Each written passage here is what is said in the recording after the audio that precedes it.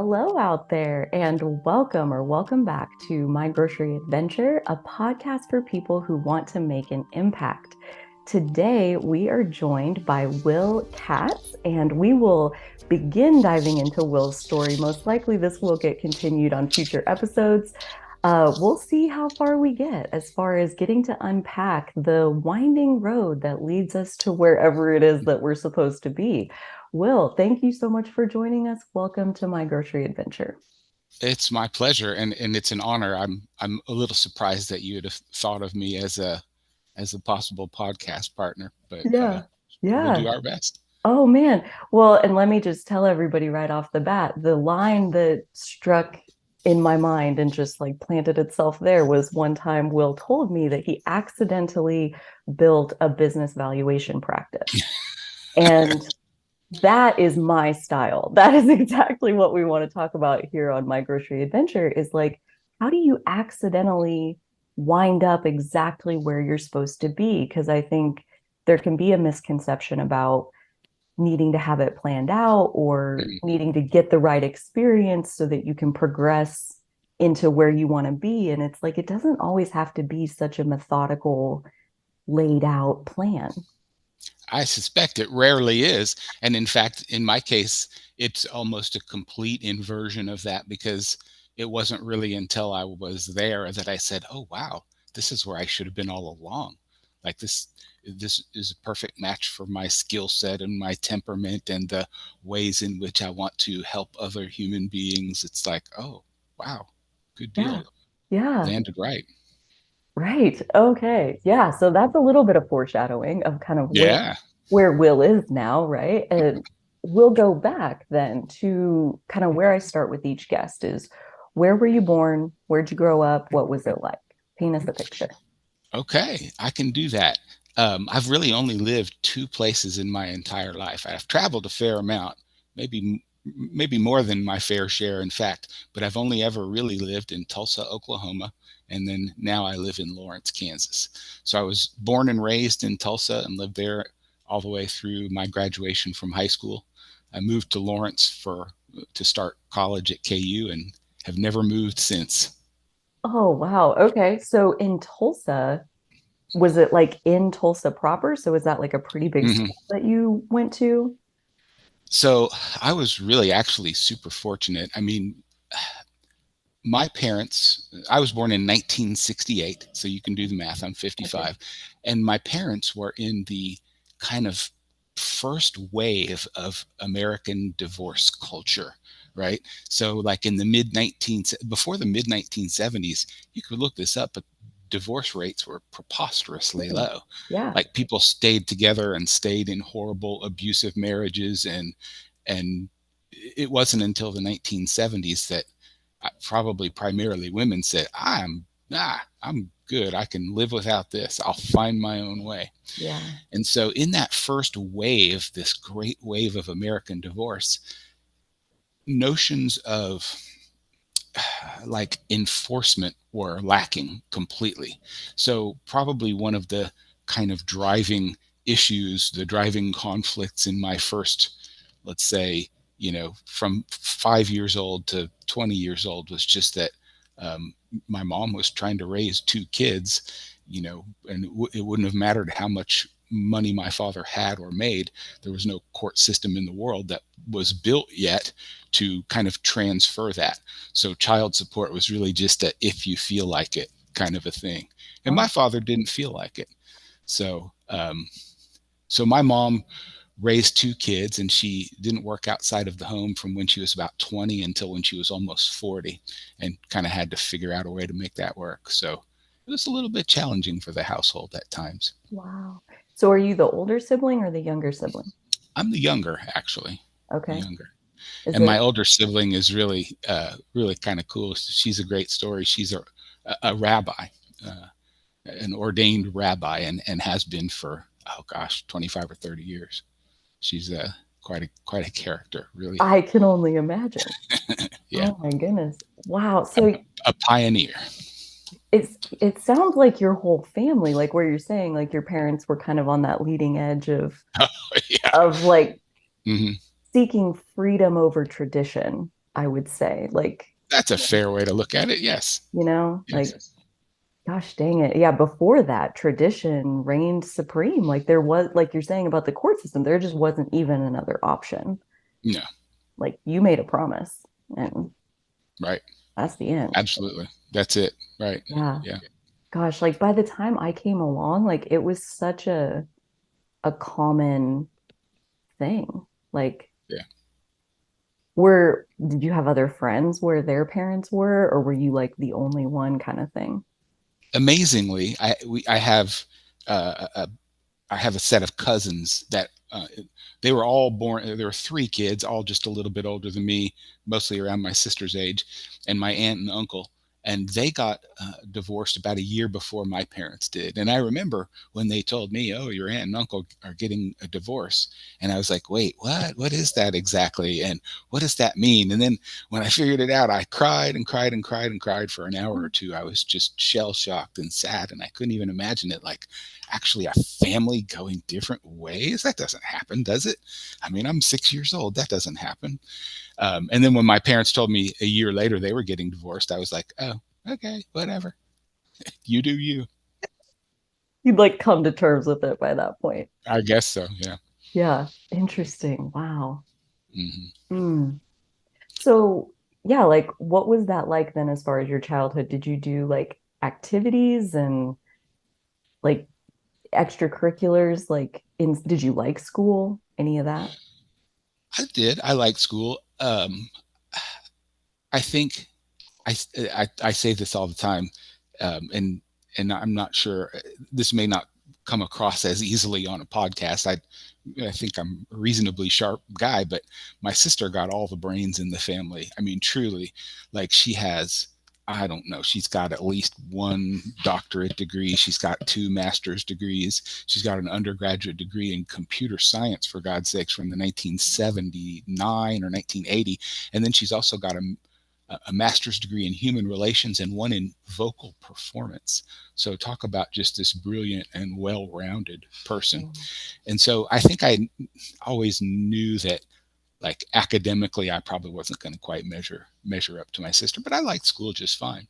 And so I think what I was about to get to, in fact, when you started asking, is that like I was really lucky in growing up. And yes, I lived in the heart of Tulsa, like really close to the geographic center of the city.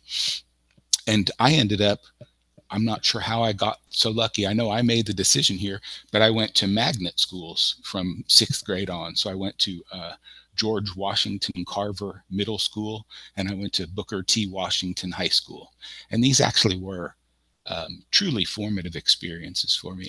I recognize that not everybody kind of had that the type of exposure to academic programs. That was kind of the whole pull. Magnet schools offered academic programs that not all the other schools offered. Why? Well, because they were trying to. Again, you have to go back like this all in the mid 1970s. Um, there were a couple of Supreme Court rulings that basically mandated desegregation of public schools, and Yeah. Tulsa chose to do this a really interesting and voluntary way through the creation of this magnet school program. I think it is underrated the degree to which the United States has basically circumvented all of those desegregation orders. And so if you look at a place like Kansas City, where there's some really convenient stuff like a state line, for example. And so if you didn't want your kids to go to school in a mixed school, you just moved to Kansas, and then you didn't have to worry about it anymore. If you lived in Kansas City, Missouri, you sent your kids to a private school or you just moved.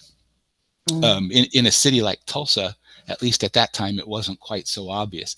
And I think that just in my observation, I think that that's happened a lot more around the country.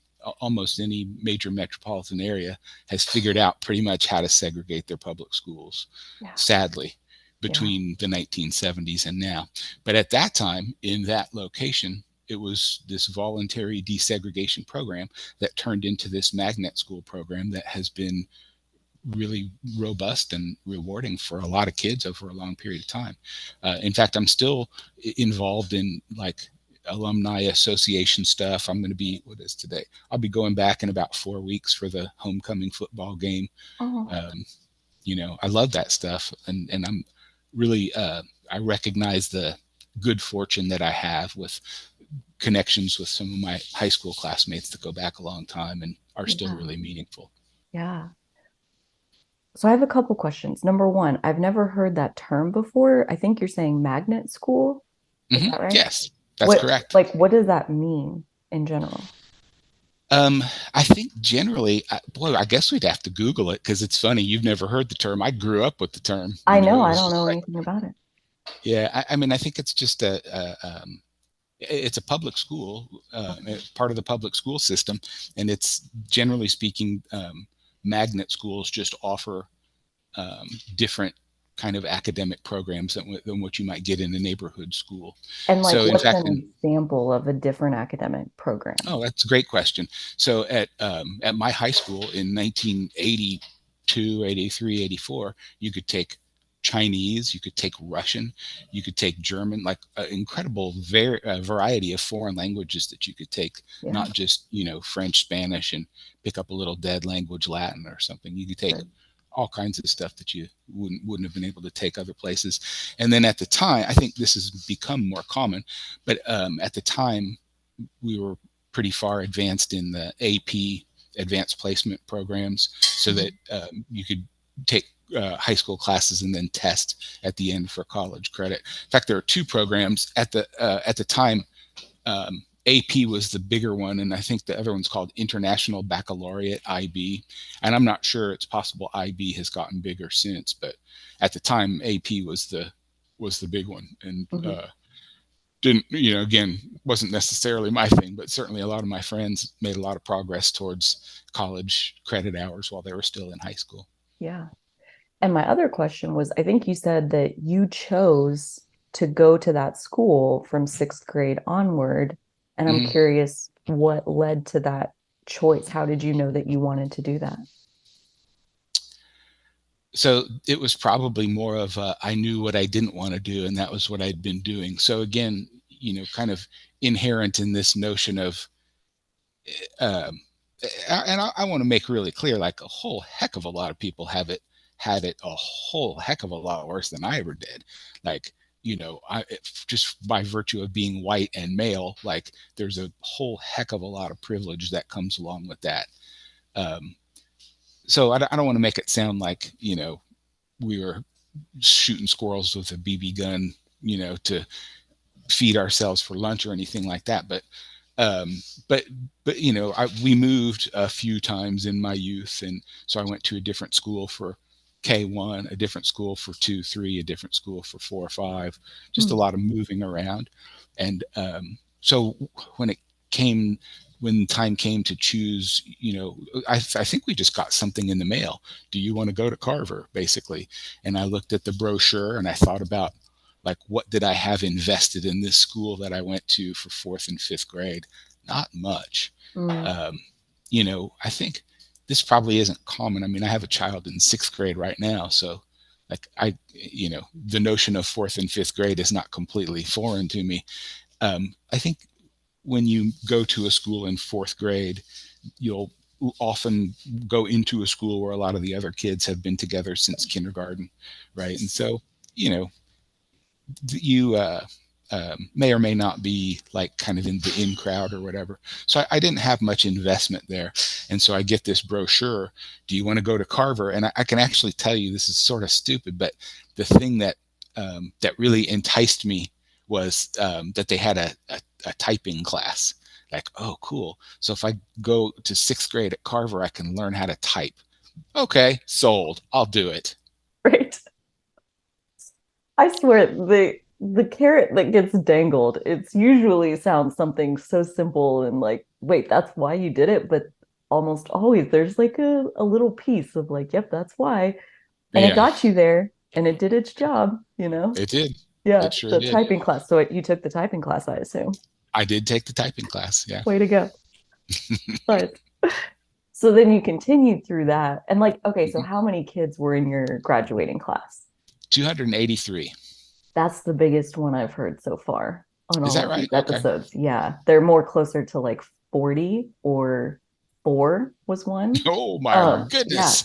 Yeah. So I like asking that question just to, see what people grew up with because Yeah. it's very different to stay at the same school K through 12 and then Yeah. like go to college with a bunch of those people, like the same people the whole Hmm. time. I mean, that's what I had. And so thinking about Is that right? changing schools multiple times, I mean, How that big was your graduating class? well, and mine was like one of the biggest that they had had in years. And I think 109 was Oh, okay. what All it right. was. And like 80 was more normal for Okay. this area. Yeah. Yeah. So Yeah, yeah, it and was great. yeah, I think it was also, again, I think I had opportunities to understand that, like, what I thought was tough wasn't really that tough. Because I want to say probably 55 or 60% of my high school graduating class was black. Um, and, again, like it or not, um, you could imagine having a much more difficult time of things, yeah, you know, if yeah, you're not white or not male or whatever. So, I mean, families being divorced, single parent households, like that obviously transcends, anything related to the pigmentation of our skin. But economic opportunity, sadly, it's just not, normalized. It's not equalized across all of those things yet. yeah, It may never be, but we're not really anywhere close to it. And yeah, certainly that was something I learned from my middle school and high school experience. Boy, as bad as I think I got it, I actually got it pretty good. yeah. And it was a little bit of a sandwich. Not that you asked, but um, I mentioned my sister is a rabbi. I mean, my last name is Katz, Katz, and so you'd probably have pretty good. You could make a pretty good educated guess that I was raised in a Jewish household, and in fact, I was. And so, in Tulsa, it was really two different worlds. At the Temple Israel, and there, I mean, my family really was like kind of obviously less economically advantaged than many of the other families there, maybe most, maybe even all. So it was an interesting world to straddle for me. And so interestingly, in the public school system, in the magnet schools, like, you know what, I always had a lot of friends. Like, I was kind of one of the cool kids, sort of in crowd ish anyway, I guess. And then at the temple community, I really was not. And it was I maybe, maybe I should own it. Maybe I'm just was a jerk in that setting. I don't know, but I always kind of assumed that it was sort of some of that economic disadvantage that kind of helped people be pretty easy in looking askance at me. I Yeah. just wasn't. And again, these are people that, I was bar mitzvahed at age 13 and continued my religious education until I was at least 16 or so. And these were people that I'd probably gone to, you know, Sunday school with since we were 5. But Hmm. somehow I just wasn't very accepted there. And I Yeah. was everywhere else. So Yeah. interesting. It is like, what's that? Again, like I had a very like monotone experience where I felt more isolated kind of everywhere. What was it Uh-huh. like to have like both? To get to see like sometimes people treat you like this and sometimes people treat you completely differently. And on the inside, I'm guessing you feel about the same, but people treat you so different. Like, did you notice anything like that when you were little or think about it? Yes. Certainly by middle school, high school, I did. Absolutely. Um, I don't know. I mean, I guess it sort of led me to an acceptance eventually. I don't mind telling you, I was a really angry young man.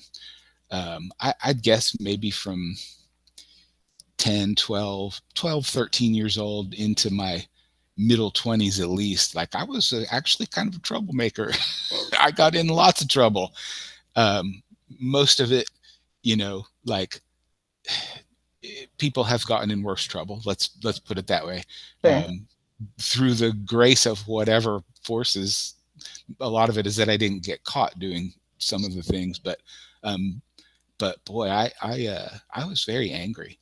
I think because of that, it was really mystifying to me. Like, how is it that, I'm treated one way here and I'm treated another way here?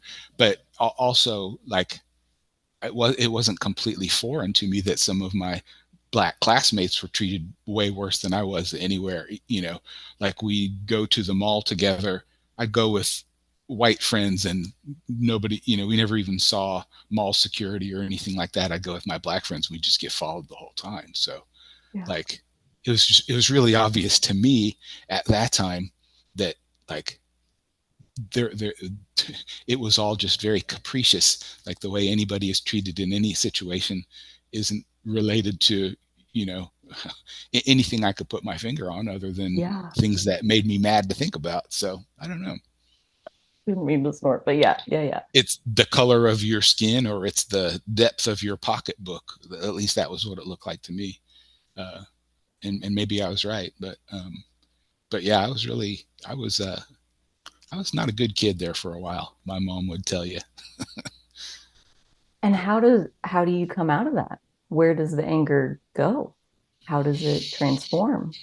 What do you channel it into? You know? Maybe, I don't know. I mean, this probably isn't a great answer. Maybe some of it's just acceptance. Like, yeah, I guess that's what it is. When you're young enough, you think, well, this can't possibly be the case. And so you just get madder and madder about it. And eventually you just go, well, okay, this is obviously the case.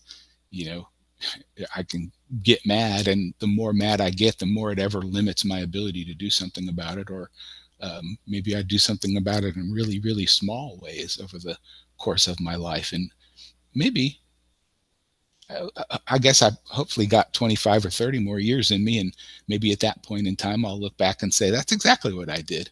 I took measures back over the course of the rest of my life, whenever I had an opportunity to not pay that forward, but to behave the right way and to treat people the right way. Maybe that's what I've done. And Yeah. so, I think a big theme of yours is, how do we help people? I mean, it's the journeys that we're on, yes. And I think, um, probably something that's really closely tied to that journey is the way that we think about how we can help other people. And so, again, I'm not going to overly valorize myself, or put, I don't deserve any kind of medals of honor or anything, but I do think I've been conscious of these things over the course of my adult life, and they've shaped decisions I've made about ways that I spend my time. Sure, they Yeah. absolutely have. Yeah. And even just like you said, the general treatment of people is, I mean, the person checking you out at the grocery store, the person behind the counter at the convenience store, like we all deal with all kinds of people all the time. Yeah. And every single interaction we have makes ripple effects into the world, has impact, cause and effect. And so yeah, I mean, the way we show up and value others or not makes a huge difference. I mean, I was at the Yeah. grocery store the other day and there was this guy who came in and I'm treating him like I treat every single customer who comes through my line. And he looks right in my eyes and he says, "Thank you so much for being kind to me." I was Oh, like, "You're welcome." And he's like, "I was just across the street," and told me this horror story about the guy at the convenience store or whatever. And it just like goes to show how, like, seriously, such a teeny little thing to you, just being who you are, doing what you always do, and like to somebody else, the way it lands in their mm-hmm. experience, like it matters to them. It says something to them about life at that point, like gives them hope, possibly. I don't know. But I mean, Yeah. the impact of what you think it is compared to what it really is can be so completely different, you know? Yeah, no, I agree. And so, yeah, like, again, don't submit me for a Congressional Medal of Honor, but I agree with you completely. And so, yes, I would like to hope that, and I'm not perfect, because nobody is. Like, we have our, days where something gets the better of us. But yeah, there, to me, there's like this sort of net balance, a positive balance that you create if you do that all day, every day, all day, every day, every interaction, all day, every day. Like, I think you can be a really positive source of energy for the people around you, for the world. And you know, I can't measure it. I can't say it's this many, newtons or gram meters Right. per foot or whatever. But I think that there's some truth to that for sure. Yeah. Yeah, yeah. It holds water whether it's actually physically a bucket or not. I think is it's That's a real. great, Just yeah, that's a great way to say it. can't Uh-huh. really see it in the physical, but it is happening. I think everybody is impacting everybody else that they're dealing with all day, every day. So yeah, Hmm. that to even get to grow up in an environment like that and to choose to lean into it, not away from it, like I feel like that's such a huge blessing. And I love kind of how it began to shape your perspective. Um, Sure. so yeah, like coming to the end of high school, did you know what you wanted to do? I mean, just knowing a little bit about your story, I'm guessing not as Yeah. much, but No, I yeah, really yeah, didn't. yeah, Not at all. yeah. Me either, dude. Totally. Like you just that's a hard thing to know when you're 17 years old. Like the Yeah. people who do really impress me. Yeah, me too. And it's interesting, now I teach in at KU. Teach college students, graduates and undergraduates, and I'd say 95% of the students I teach are so far ahead of where I was at that time. I'm like, oh my gosh, I'm so impressed by them. I Yeah. really am. Yeah. So So yeah, I didn't. how did you decide then that you wanted to move to Lawrence and go to KU? How did that connection happen? Or was that right after high Yeah. school? It was right after high school, and I had a girlfriend at the time, and I'm not sure how I managed to have this girlfriend because boy, she was, you know, from a fairly different set of circumstances, and she was coming up here, and I had some other really good friends that were coming up here too, and so honestly, it was almost a bit of self-preservation because again, I'm not, I don't want to dwell on it too much, but I spent some time running with a crowd that wasn't that would certainly have not been beneficial for me.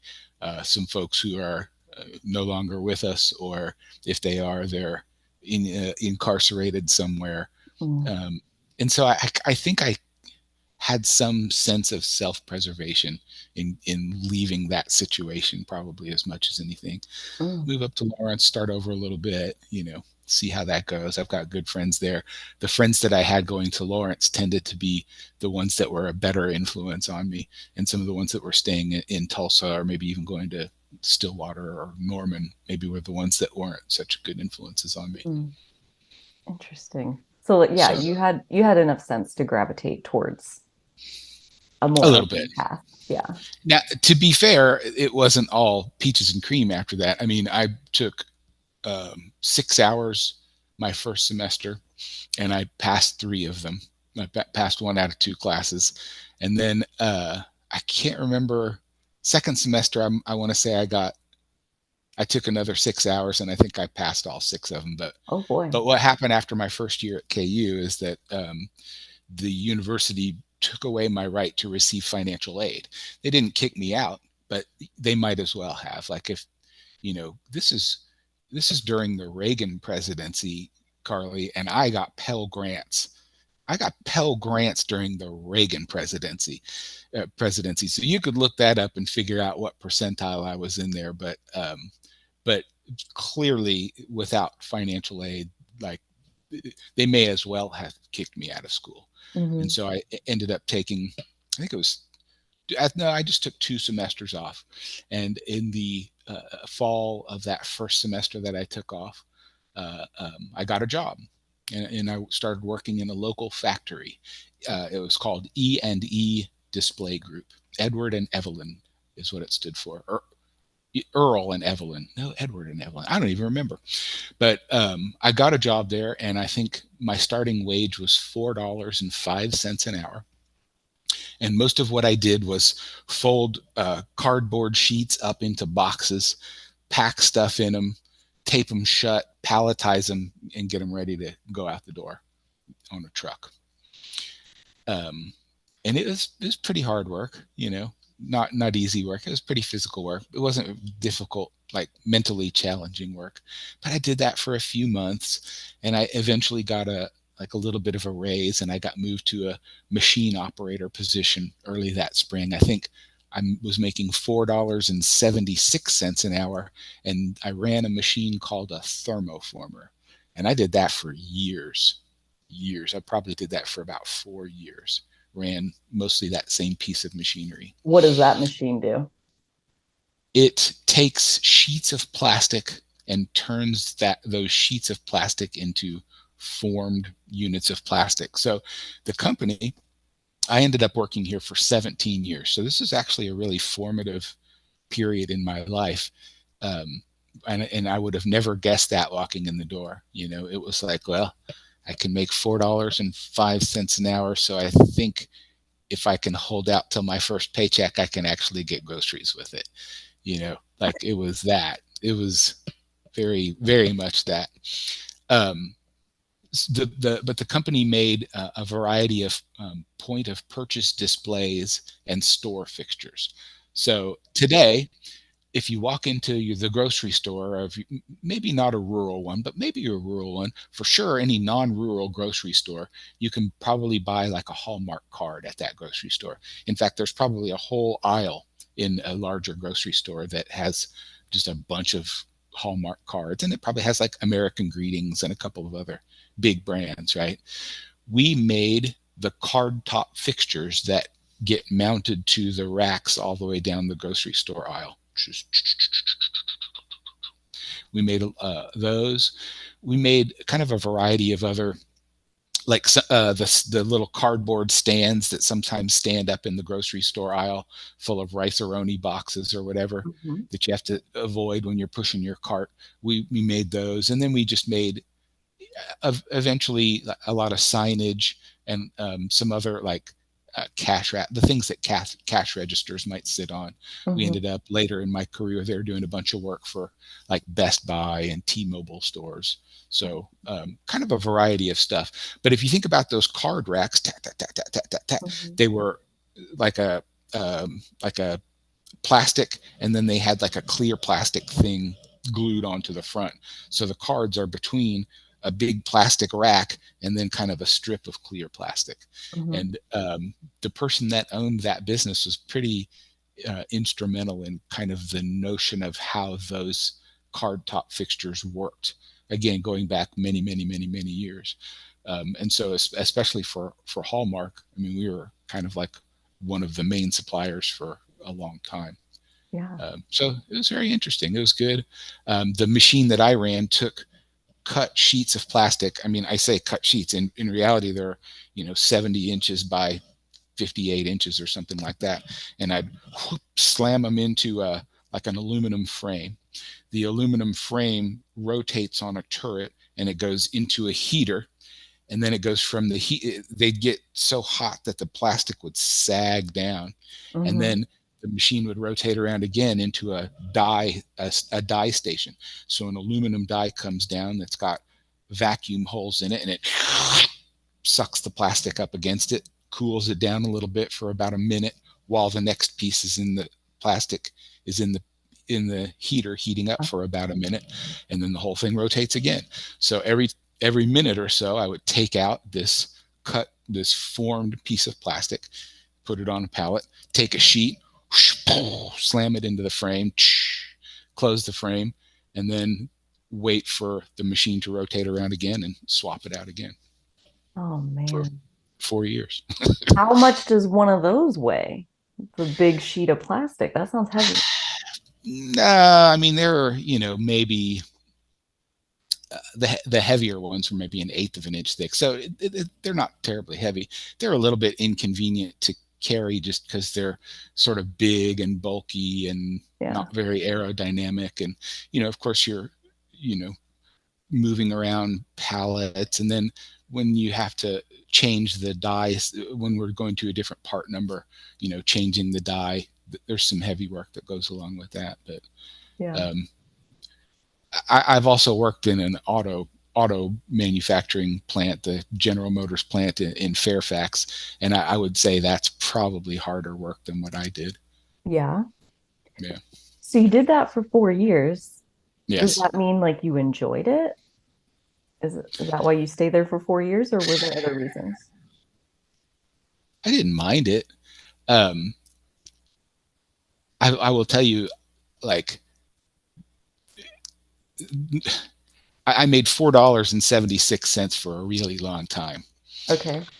A long time, like with no raise. Why? Well, because I had a little attendance issue. And so when your attendance, what they told me was, well, sure, you're doing this other job. Now you're a machine operator. And so you're doing this job, and that job paid $6 an hour. But sorry, we can only pay you 476 because you can't get a raise because your attendance is so bad. And so I think that that's actually maybe not right. Like I think they probably had to pay me for for the job that I was doing once I had done it for some certain period of time, and they kind of recognized me as such. But for the first year, like I knew I couldn't get a raise, but I liked making $4.76 an hour. It was by far the most I'd ever made.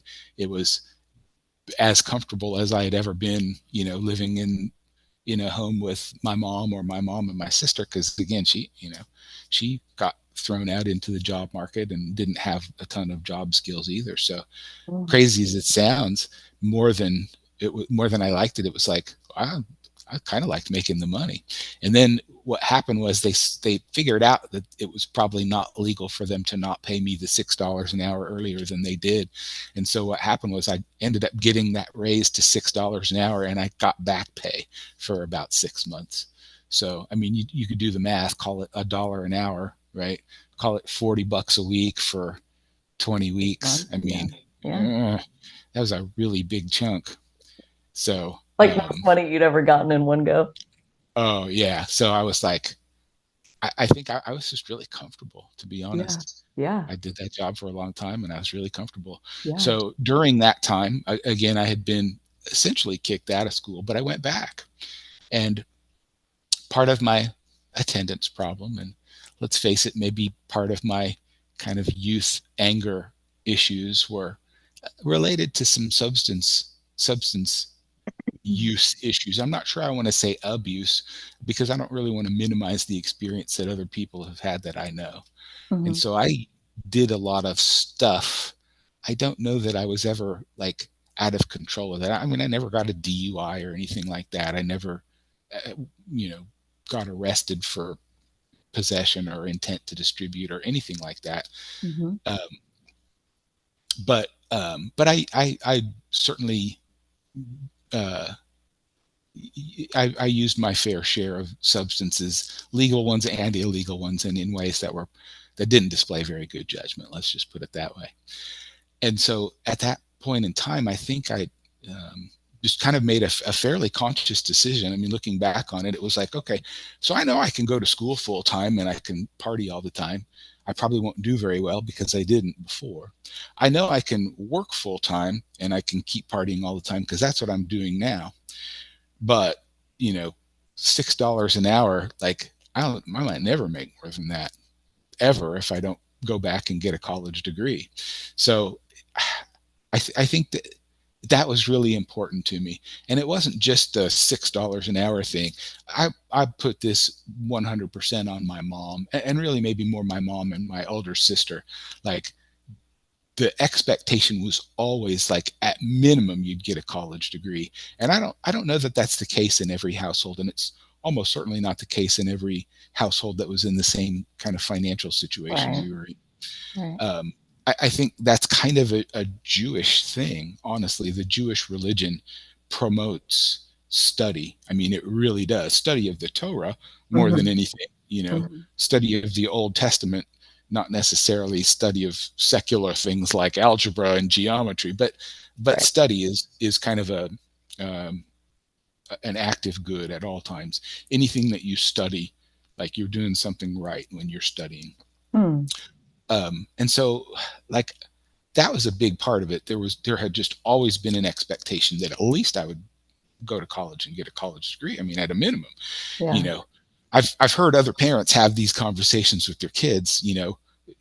over the last 5 or 6 years, my kid's in sixth grade, and oh, how many grades are there? Well, there's 12.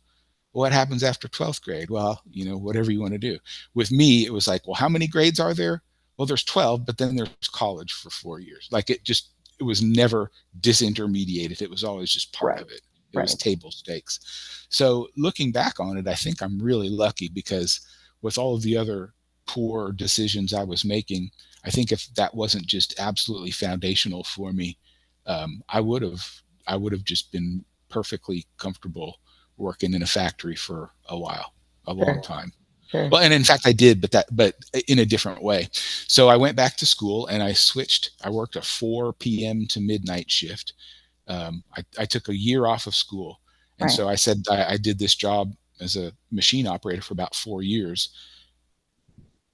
3 of those years, 2.5 of those years, were working a 4 to midnight shift, and and I was comfortable. And then what happened was I became uncomfortable. How so? Maybe the kind of the most formative thing, and again, I can't exactly explain why this happened. At some point in time, one of the second shift supervisors retired or left, took another job, or oh, actually, now that I think about it, I know who it was, and he moved to first shift. I think one of the first shift supervisors left. Keep in mind, this is no small. This business did between 20 and 30 million a year in revenues and had about 250 employees. Probably Yeah. there were, I'm going to guess, 60 to 70 people that were on this 4 to midnight shift, spread out across about 320,000 square feet. So I mean, this is a reasonably big employer. Technically a small business. Technically a small business, not that incredibly small, bigger than most small businesses by Right. far. Hmm. I think 76% of all businesses in Kansas have 5 or fewer employees. Sounds So, great. I mean, that puts this Yeah. in a That's huge. much larger, yeah, much larger category for sure. So a supervisor was leaving, and it was a guy that I respected quite a bit, and he actually, out of the clear blue, one day said, "You should apply for that. You should apply for my job." It had never even crossed my mind. Never. Didn't occur to me at all. For one thing, I mean, I'd been there a couple years, maybe 2.5 years by then, maybe, I don't know. Well, okay, I guess I'd been a machine operator for that long. So 3.5 years. But I will tell you, I started in 1987. So I was 19 years old when I started. So this would have made me 22, 23 years old. And the other people who I already knew were putting in for it were certainly in their 40s, and most of them had been there a lot longer than I had. So I'm like, well, that seems kind of crazy. And in fact, I didn't put in for it, but the same thing happened again not long after. And so some of this is that the business was growing over this time. And so I think what happened the second time was nobody left, but one of the other second shift supervisors got moved to first shift because the business was growing. And so the second time, honestly, by the time that I had another opportunity to do it, I was looking around at the folks that would then be my supervisor. And I thought, gosh, either I have to do this thing that I've never really thought of doing and I'm not sure I want to do, or I'm going to have to let one of these people be my supervisor.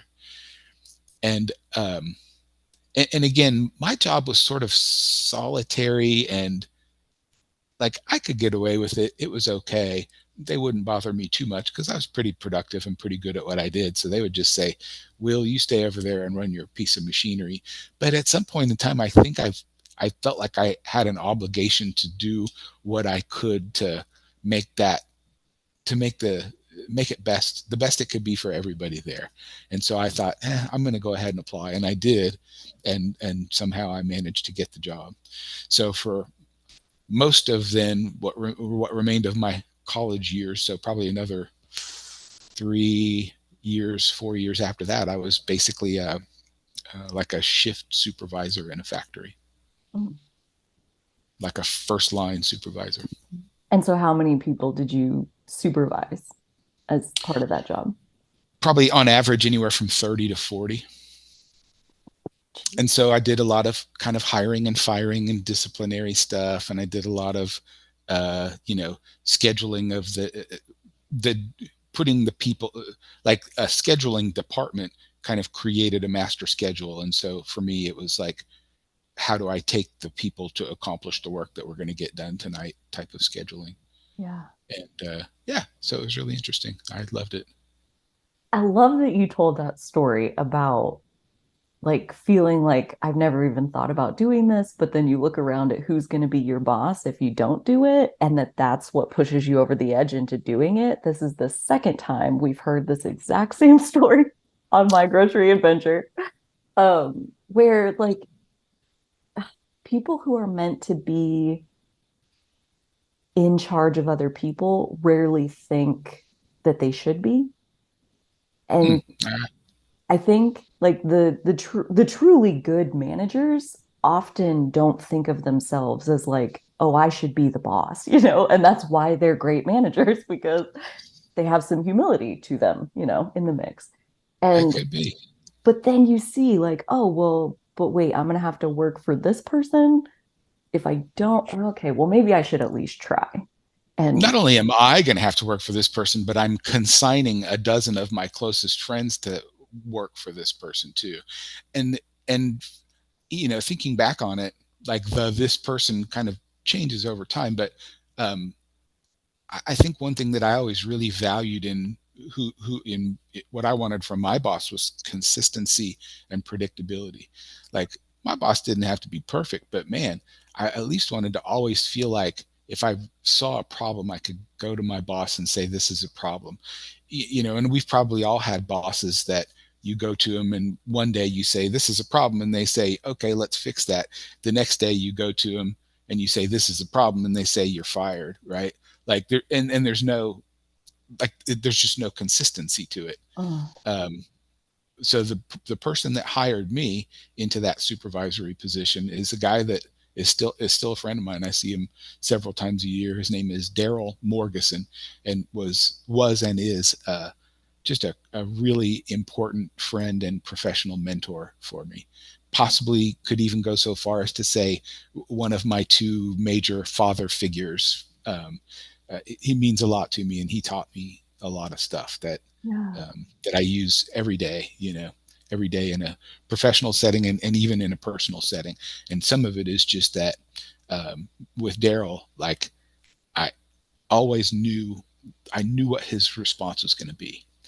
I didn't have to like it. Like there were some things that I don't want to tell Daryl this because here's going to be his response, and that's going to be uncomfortable. But I always knew what it was going to be, and not once did he violate that. Never once. Just really consistent. yeah. I Oh, I take that back. There's one story that I have to tell about Daryl if I can. okay, okay, great. This is so I worked at this place for 17 years, good long time. And so I got being promoted to a shift supervisor was not my last promotion by any stretch of the imagination. I ended up being a I worked in that scheduling department when I graduated from college, and then I was an area manager, meaning I was responsible for like it was about a 60,000 square foot piece of manufacturing across three shifts. And so, you know, call it 90 or 100 employees and 5 or 6 supervisors reported to me. Eventually I became the production manager. The entire production facility reported to me. So this is not my last promotion at all. um, so I was kind of in the middle of this trek upward through the management ranks, and I get a call from a business recruiter, and he says, "Hey, we are representing a point of purchase display factory in Tulsa, Oklahoma, which, as I understand it, is your hometown."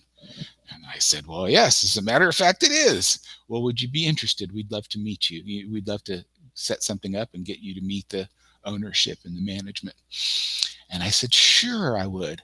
Um, Again, this business that I worked at for 17 years, I mean, I loved it. I loved the people.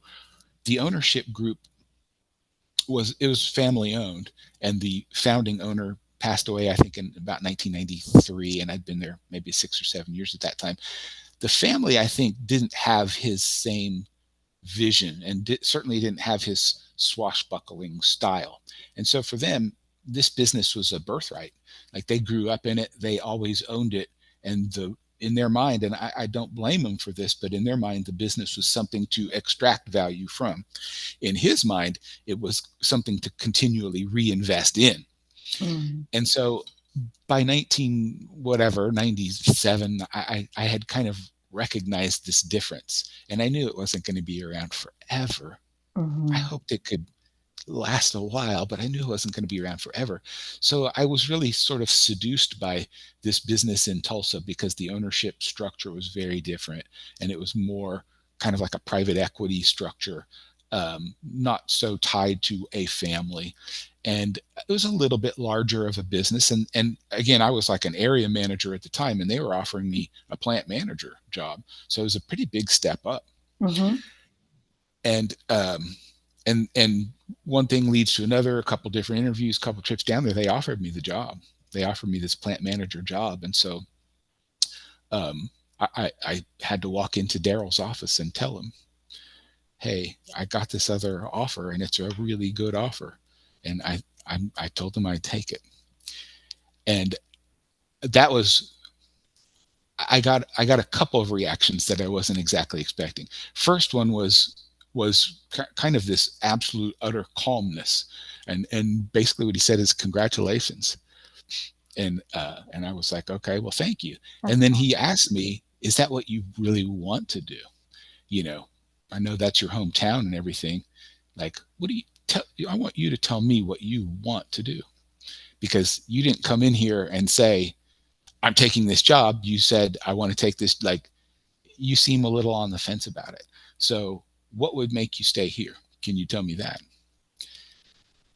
And I got to be honest, this was a really emotionally wrenching thing for me. I mean, I just didn't have any experience with this. Like, have you ever seen the movie Sliding Doors? I think is what it's called, where like your whole life comes down to this 1 minute, and either it goes this way, you get through the doors, or it doesn't. If you get through the doors, you meet this person and marry him. If you don't, your future spouse is standing over here. Like, that's what it felt like to me. And it was really tough, tougher than it probably needed to be. But we're having this conversation, and he's like, "Yeah, I just want to know what you want. What would make you stay here if you would?" Um, and I don't remember exactly how this came up, but we were talking through what that might look like. And at one point in time, he's like, "Will, who do you think gave the recruiter your name?" It was me. It was me. And I was like, "What? Why would you do that? Like, how could you do that?" He said, "Look, man, I think you're ready for this. And I know that you're from Tulsa. Like, if that's the thing that would make you happy, why wouldn't I want that for you?" Yeah. That's what's How's that for it is. And is it sweet, or is it good business, or is it both, or is it all of being the an outstanding human being? Is it, definitely that one. Maybe some of I don't all of know. it, but definitely that last one, like the heart of that person obviously cares more about you than their area manager person being rock solid and whatever, like, which would be really caring about themselves, right? Like to not have to go transition themselves. Like, so yeah, like he had your best interest at heart. 1,000,000%. One And what million. were you like, you told this story coming out of like he always did what I expected him to do. What did you expect him to do? Clearly not this, but No, I expected him to wish me the best, and I expected him to be maybe a little bit upset because he had invested in me, and I think I had it in my mind already at that point in time that he kind of had me pegged for eventually taking over his job. Um, so I figured he'd be upset, but would wish me the best. I The thing is, like, what they offered me was double.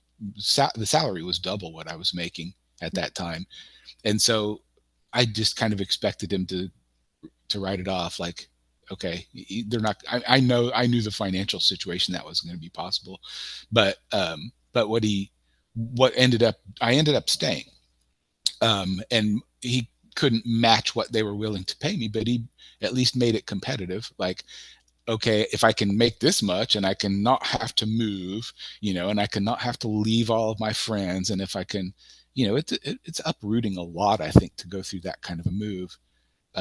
And so to be able to avoid all of that stuff and still, and I got a promotion. I think that was a promotion that moved me into like a production manager role, gave me some more responsibility. Mhm. So it's not like he just 100% bought me or matched the price or anything like that. But man, I tell you, like, there aren't that many times in my adult life that I felt that loved by somebody that wasn't in my family. Like, Wow. it was That's just incredible. shocking. It was Yeah. shocking.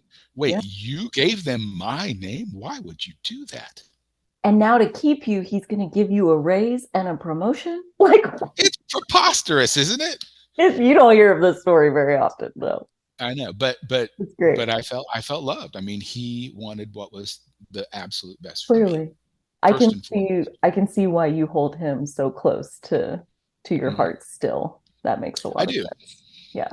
And it's, we don't, like, it's not some kind of a mushy, I don't send him Christmas cards professing my love. Like, it's not like that, but man, I understand what he did for Yeah. sure. I Yeah. understand, like, that's the kind of thing that makes me want to do that for as many people as I can. Absolutely. To pay it forward, that's all we can ever do, right? Mhm. Yeah. Yeah. Oh, Yeah. God.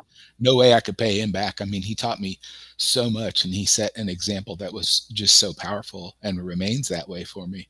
Yeah. Um, so yeah, all I can do is pay it forward. Yeah. That's such a cool note to end on. We've reached our Okay. hour and Very good. oh my gosh, that's a beautiful example of the power of a mentor to show you something that you didn't think was possible. And by definition, a mentor doesn't want you to pay it back to them, right? Like they don't really need you to pay it back to them. They're good. That's the whole point. Like they're paying it forward to you and you pay it forward to the next guy, which I Yeah. gotta think like you even telling us this story today on this episode, like that's paying it forward, honoring that I hope memory. so. I'm glad. I'm glad I got to hear it. I'm right there with you in admiring that and wanting to model that as best I can. Yeah. I feel like I have had opportunities to do it. I mean, I've had Mm. plenty of jobs where there were more people that reported to me than obviously do now. And so yeah, I have had an opportunity to do that. And in fact, here we are. Next time we get together, I'm certain I will not be wearing a tie, but but some of that whole notion of, like, how do we choose to help people in this world? Yeah. You know, what I'm about to do right now is I'm going to give expert witness testimony in a divorce case where there's a small business that's being valued as part of the settlement.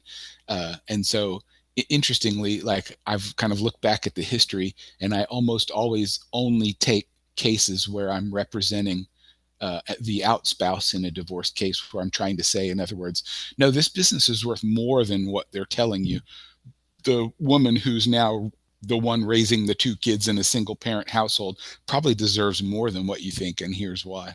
Yeah. So I don't know. I mean, that doesn't obviously come directly from Daryl, but just that notion of, like, how do I help people? How do I help people that are in a situation? Maybe I recognize it, maybe I don't, but Yeah. how do we do it? And Yeah. boy, those are important decisions, aren't they?